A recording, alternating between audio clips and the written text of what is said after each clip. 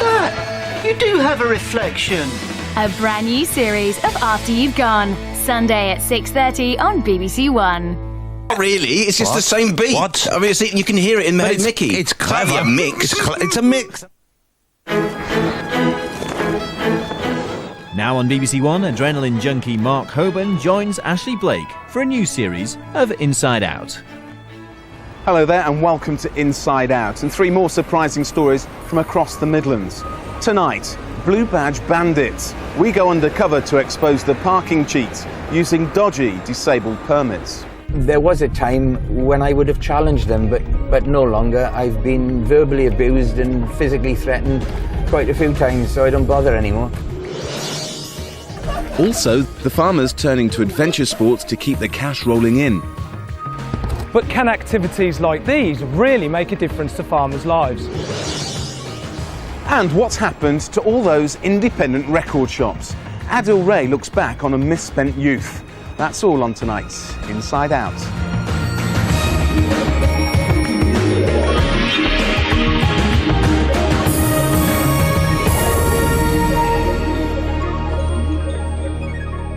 Now, I'll tell you what, like many places, parking around here is a nightmare. And if you are lucky enough to find a space, well, then it costs you a fortune. But that's no excuse for what an increasing number of people are doing. And that's pretending to be disabled. They're using fake badges, stolen badges, even dead people's badges. But now, the authorities in this city have had enough. And they're going undercover to catch the cheats.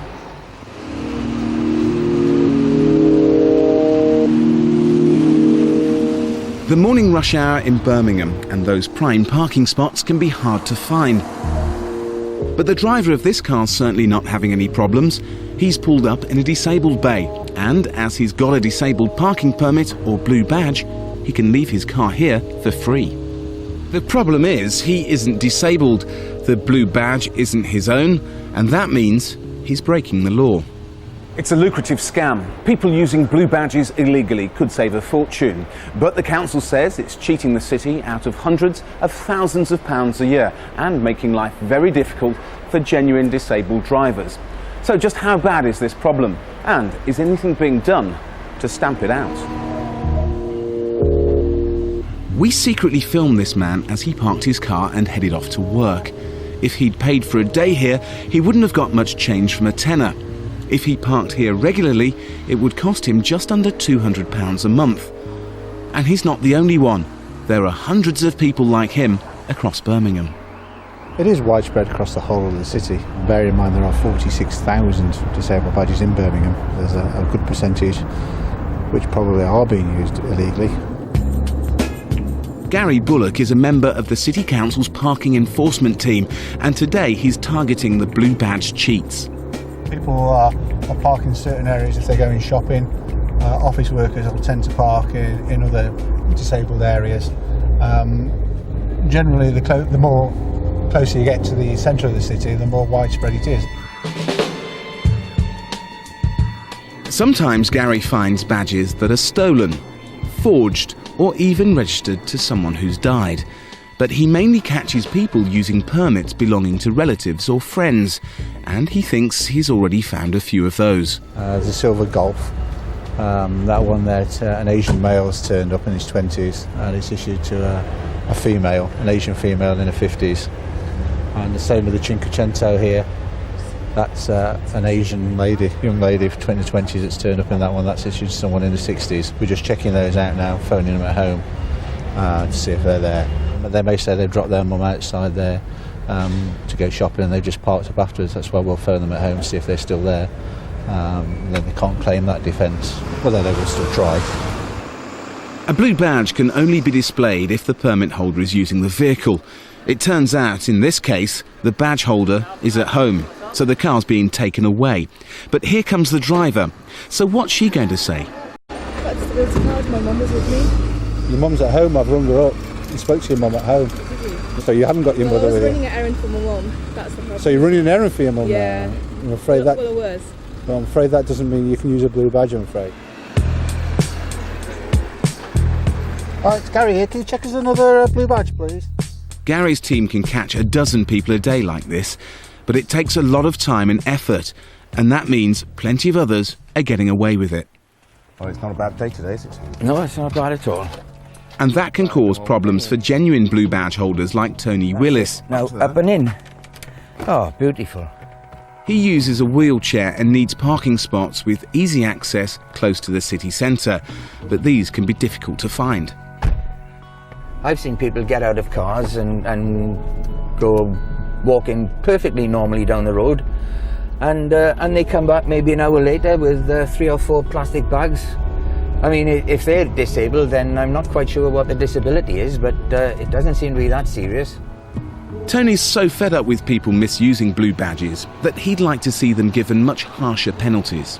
They'd impose 2 or 3 £1,000 fines down in the southwest. It suddenly increased the number of parking places available by 75%. They did the same thing in Canada, $3,000 fines, and within a few weeks there were more parking spaces than they knew what to do with. So what do people get now if they're caught misusing a blue badge in Birmingham? Well, Gary's had another vehicle towed, and the driver's just about to find out how much it'll cost to get it back. Is it your Salika, was it? Yes, I've just come into town with my mother. Where's your mum? It's gone. Where's your mum? My mum's in town. Where? I've left her in the Bullring, Come on then, we'll go and find her. but otherwise I can't get my car Well, you back. can get your car back, yeah, but you have to pay for it. So how much is that altogether? £140. £140? Yeah. Goodness gracious. So where have you sat your mum down? I'll find out where she is now. Come on then. Well, you just sat her down. Yes, I've sat her down. In the but end, she's Gary with me didn't get to as meet her well. mum, so she still had to pay the £140. That's an expensive trip to the shops.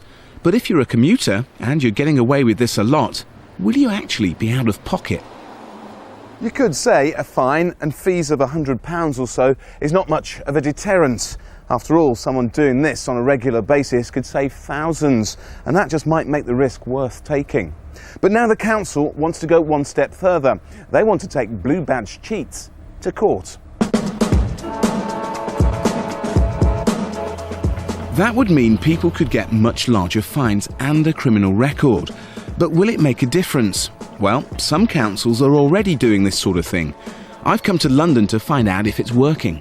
£40 a day, 5 days a week, £200 a week. It's worth an awful lot of money to actually not have to pay for that if you've got a blue badge. Gary Griffiths heads a team tackling blue badge fraud. Today he's targeting football fans, and it's not long before someone is caught in the act. The holder of the badge is not with the car at all, and therefore it's being used fraudulently. So is this lady likely to get prosecuted?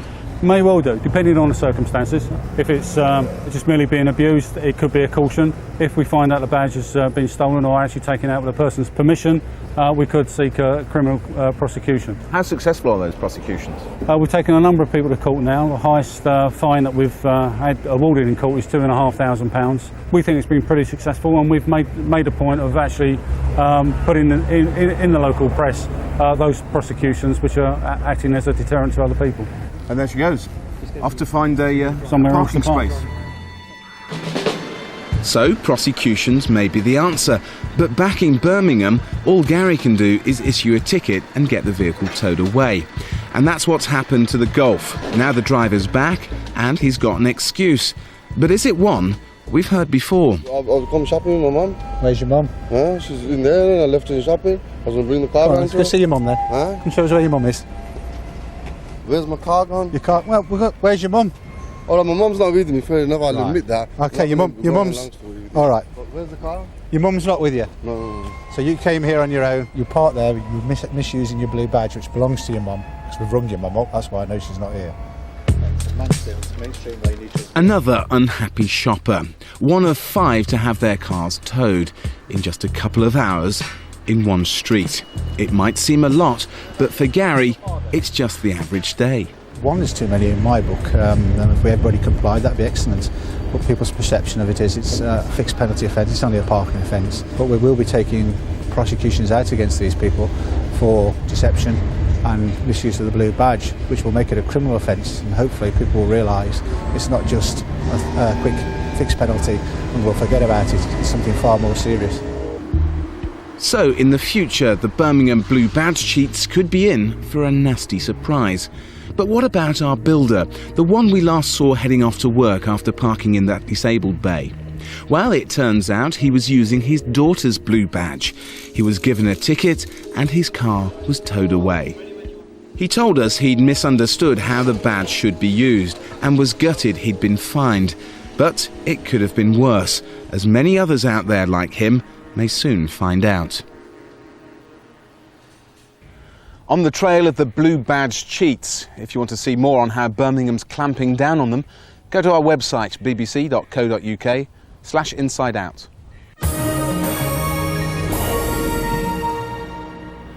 Coming up later in the programme, the vinyl frontier.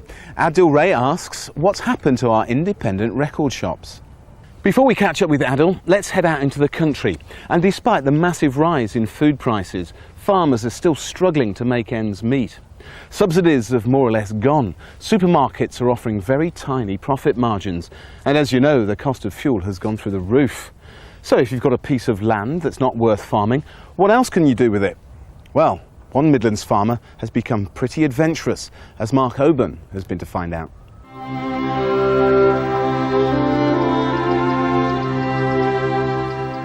The idyllic Midlands countryside. Acres of rolling fields, sheep and cattle grazing. But these days it's not all peace, quiet and tranquility. That's because rural England's getting a little bit extreme. Giant plastic balls, mountain boards, there's more to farms now than pick your own fruit. But can activities like these really make a difference to farmers' lives? And just how exciting can sports based on a farm really be? When I was younger, I think it was very interesting. Growing up on a farm is exactly what you want to do as a young child. You've got all this area to play in and enjoy yourself, and being involved with agriculture was also something I enjoyed very much. As I grew up, I kept going down that line of thinking it's what I wanted to do. Chris Hill grew up on a farm in Shropshire. He was always planning to go into the family business, until foot and mouth took its toll. There just wasn't a job for him, so he had to find other ways of making some cash. I happened to be feeding the sheep one day down a very steep field that we have, and I just happened to click, and I said, this could work down here. Chris went into the extreme sport of mountain boarding, and that was just the start. Soon he was offering things like off-road karting and biking. In fact, he's become so busy, it now takes up all his time. I think as I've developed the love for this side of the industry, then I haven't lost that love for the agricultural side, but I think now I've developed this newfound love. It's become much more prominent, and I wouldn't have it any other way. I think stepping sideways into agriculture would almost be a backward step for me because of the way we've developed a new business. And Chris isn't alone. Around 1 in 10 farms now has a business offering things like quad biking, riding or shooting. But what's it take to run something like this? And how do you make it a success?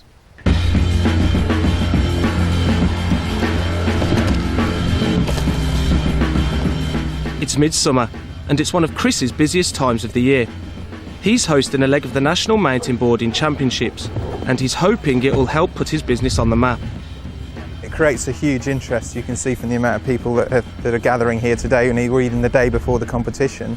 It's going to create interest. The more people that come here, people passing on the roadside are always going to wander in and say, oh, what's going on here? And the more interest, the more spread of the word we can get, then obviously the more business we're going to have and the more income's coming in. In fact, Chris is already doing quite well, and he's now doing what every diversified business should do, putting money back into the farm. Things are contributing back the other way, so the farm's helped us build this business up, and now we're helping the farm to put that back in a stronger position as well. So where do I see us going? Well, I see us getting bigger and stronger and better, hopefully. That's where I want to be.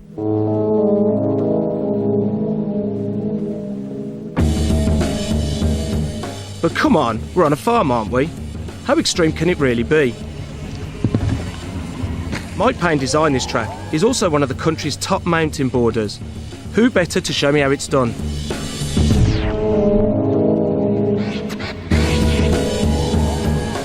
Okay, Mike, so I'm here. I need to know the principles of mountain boarding. Oh, I don't like the idea of the feet being strapped in on these. So you want you to bend your knees? Yep.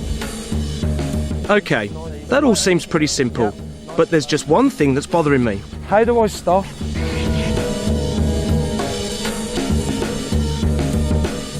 And back to the walking up the hill again. Perfect.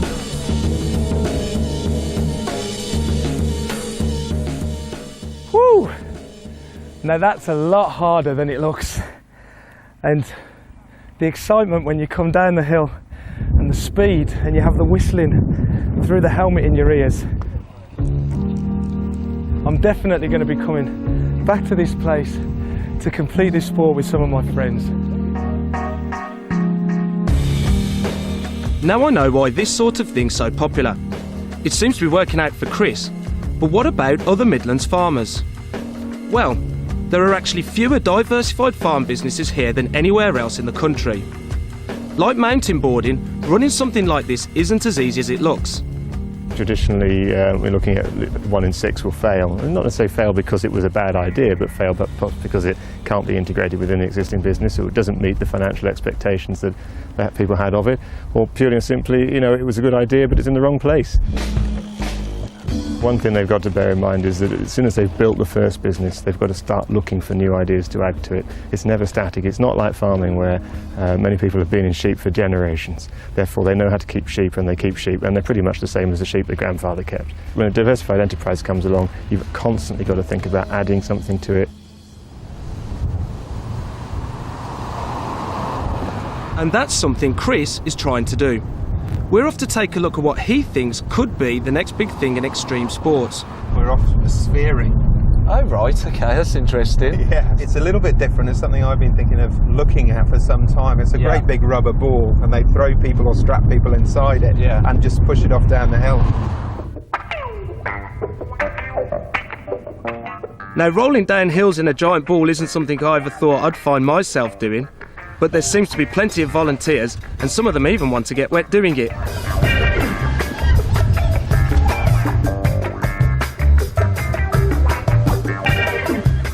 We're going to have to wait our turn, but that'll give Chris a chance to find out about the business side of things. And how long have you been going for now? This is 2 years now we've been running this site. Does it keep you busy? Very busy, yeah. Saturdays and Sundays non-stop.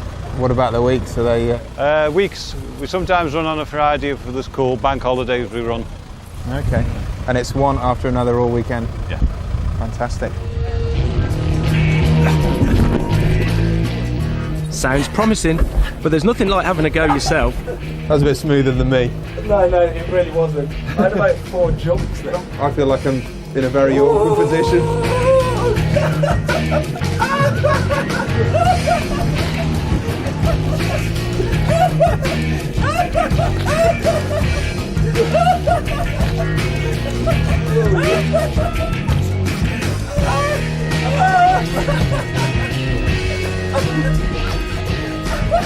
This thing's a bit of air in it. I feel as I'm totally spaced out. I don't know which way's up and down at the moment. But it was fantastic. Really enjoyed it. It was longer than I thought it was going to be, because when you look at the hill, it doesn't look very long. Disorientating. I'm so busy at the moment. God, but I mean, can you see yourself doing this on your farm? Yeah, I'd love to. I think people are smiling, coming back up there, look as though they've really enjoyed themselves. I think that's the key. If people love it, then you've got yourself a clientele. So, sphering may be one for the future, but what about the mountain boarding? Well, the race back at Chris's place is in full swing, but the weather doesn't look too good.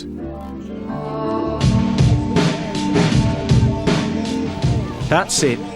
The rain's beaten everyone. While it might be good for farming, it's not the best for mountain boarding. But Chris isn't going to let it dampen his spirits. For him, this is just the start of bigger things to come. We have the facility, we have the field. We need to look at what else we can put in place to attract people to it.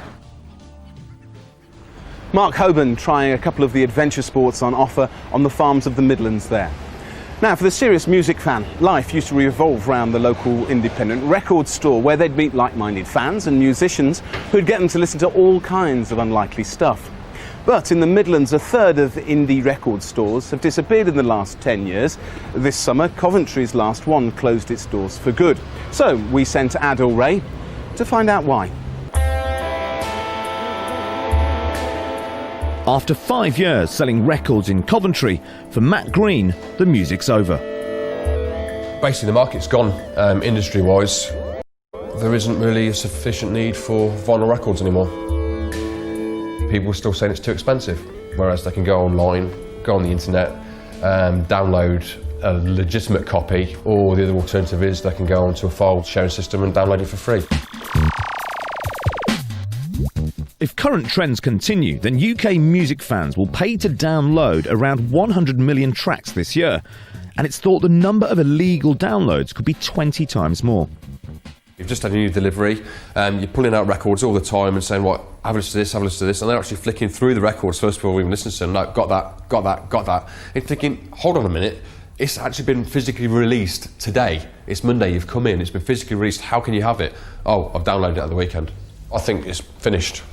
Personally, I don't think there's going to be any independent record stores like this left probably in the next 5 years.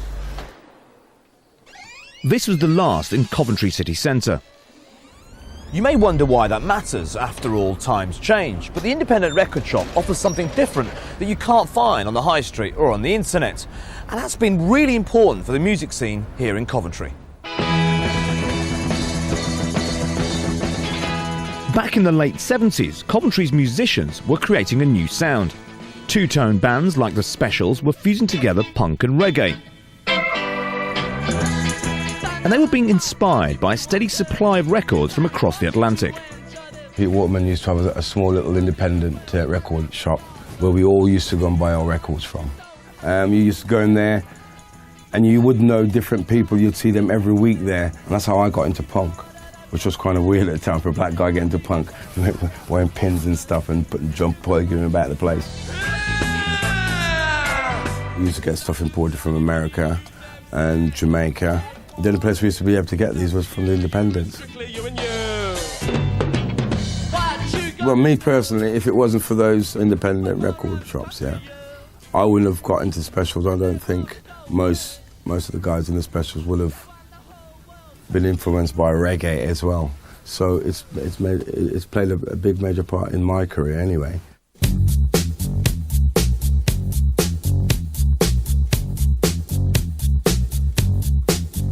There's nothing better than a record for me. Each and every one of my records, I believe, is a piece of art. It's something you can't get from a CD or an MP3.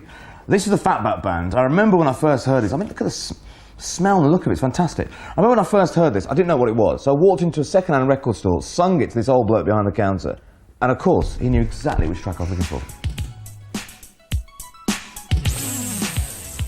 The problem is, not everyone shares my enthusiasm. Vinyl sales have halved over the past 5 years, CD sales are falling too. Little wonder then that 2/3 of independent music shops in the Midlands have shut in the last 10 years. I'm in the centre of Birmingham and I'm about to visit a record shop that I used to visit almost 20 years ago. I remember finishing school about an hour early just so I can come here and try and find old Prince records, old soul funk records, a classic Marvin Gaye record. It's the legendary Reddington's Rare Records, but now it's a lighting shop. It's a bleak picture, but some shops are surviving against all the odds. The Diskery is one of the oldest in the country. Jimmy Shannon's been working here for more than 40 years. So how did the store actually get started? Morris, who's the owner and still is, opened in 1952, dealing in jazz 78s, jazz LPs, and it went on from there. As popular music became popular music, started to stock the new releases of popular artists of the day from the large record companies, and it just grew and grew and grew and expanded like that. We stocked plenty of soul music. It was always a love affair for people with Motown stuff. Loads of reggae music. You think of the West Indian community in Birmingham in those days. With record stores closing down across the Midlands, across the country, all around the world, America even, I mean, why is your store still open? What's been the secret? One of the great strengths is the knowledge between us. The boss, since 1952, had the store. Liam, nearly 40 years working there, me just over 40 years. Put all that together, we're all on the same wavelength. We know what we're doing, and you just follow your instincts. Jimmy says knowing your customers is key, And that can be anyone from blues fans to hip-hop producers like Cypher from Moorish Delta 7. Cypher's music may be the sound of the streets, but for inspiration, he spends hours browsing through obscure and rare records. I like music that is different and it gives me ideas. I like listening to experimental music. Okay, but you're coming in here to listen to these records. Can you not do that online? I mean, where am I going to find this? Yeah. Online?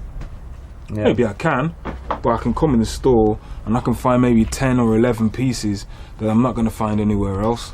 And second thing, the benefit of the experience of the people working in the store. These guys here are like almanacs. And there is something kind of special about picking up a piece of vinyl, putting it on the turntable, getting the needle, putting the needle on, starting the turntable, and hearing that little crackle before the music starts. Do you think the sound quality is better between vinyl and MP3? I feel that vinyl has a sound to it, an analog sound to it that is quite rich and full. He's right, but that's something that's lost on the MP3 generation. If there's going to be a future for record shops, it's them I need to convert. Hi Sam, how you doing? Hello. Adil, nice to meet you. Alright. Where do you get your music from then? I get it all from the internet. Download it all. You never buy records or CDs? It just seems easier to get all my music off the computer, really. Now you're listening to Pink Floyd, Dark Side of the Moon, right? Yeah. This is an album copy. I recognise the artwork. I'm going to prove to you that this sounds better than your version. Fair enough. Come with me. Okay Sam, first I'm going to play you your version from the MP3 player.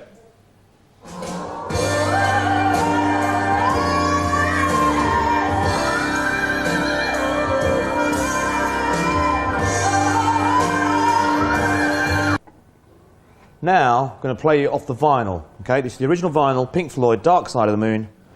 Let's see how it sounds.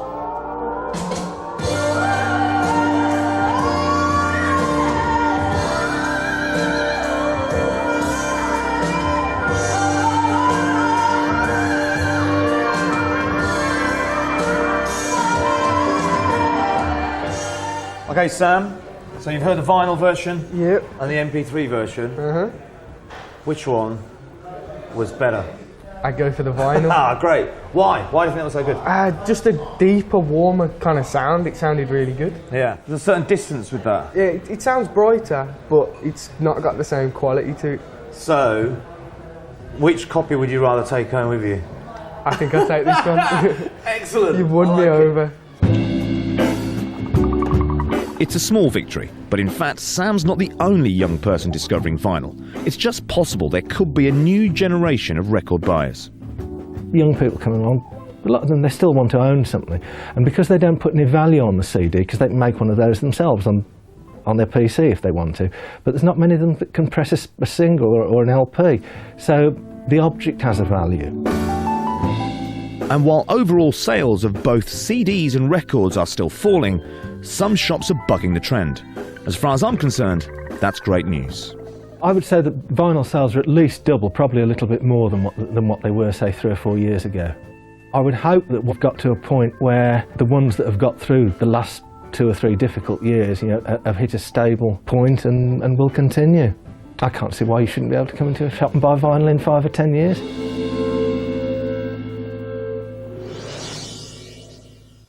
Adil Ray on the demise of our independent record stores there. Well, that's it from me for this week, but remember you can watch again for the next 7 days on the BBC iPlayer. And if you want to see more on that disabled parking story, then go to our website. On next week's Inside Out, the day it rained asbestos, could there be more victims of this massive blaze? It was just like winter had come and this stuff killed my sister. And Chris Packham is on the trail of the pet killers of the Midlands.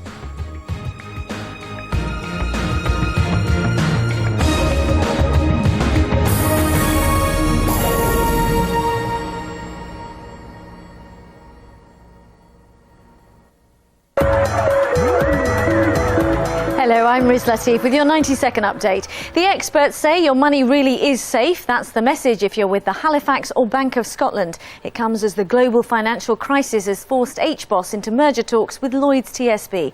It would create a mega bank but end uncertainty over its future. There's more reason today to be worried about your job. Latest figures put unemployment at a 10-year high. Just over 1.7 million are out of work.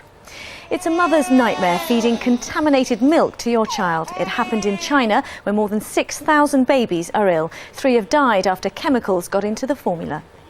This man wants to be Prime Minister. Nick Clegg thinks Labour is finished and that the Tories won't do any better. It was his big speech to the Lib Dems in Bournemouth today. A spectacular ending for the Paralympics. The British team finished second behind China, winning 42 gold medals. London is now the host city. Hello, I'm Suzanne Verdi with your Midlands Today update. Post-mortem examinations are continuing on the bodies of 2 young women found in an apartment in Birmingham. A 28-year-old man still being questioned. Claire Walton had a shock when she came back from holiday. Her new home had been gutted and stripped by the council. They mistook it for her old house, which was due to be demolished. I look at tomorrow's weather for you now. A misty start, sunny later and dry. Some cloud in the afternoon though. The top temperature 18 degrees Celsius. On the BBC now, sniffing out the criminals, meet the Sky Cops' 4-legged friends here on BBC One. Getting what they deserve from the customers, it's The Restaurant on 2. Life in Cold Blood meets The Armoured Giants on BBC 4. Or for commentary on the Champions League tie at Old Trafford, it's Radio 5 Live. Hello, I'm Nick Knowles. Join me this Saturday with our reigning champions, Fergus and Matt, to see if they can continue their £70,000 winning streak. And it could be a winning night for you too, with the 3 big lottery draws. Who Dares Wins, Saturday at 8:15 on BBC One. And if you missed the last one, it's available now on BBC iPlayer.